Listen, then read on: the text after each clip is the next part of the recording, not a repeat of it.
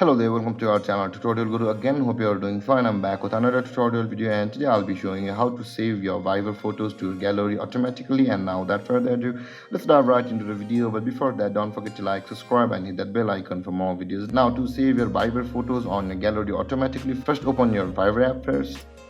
And after opening your Viber app, the interface will be similar like this, where you can see the three-lined icon or the more button on the bottom right corner of your screen.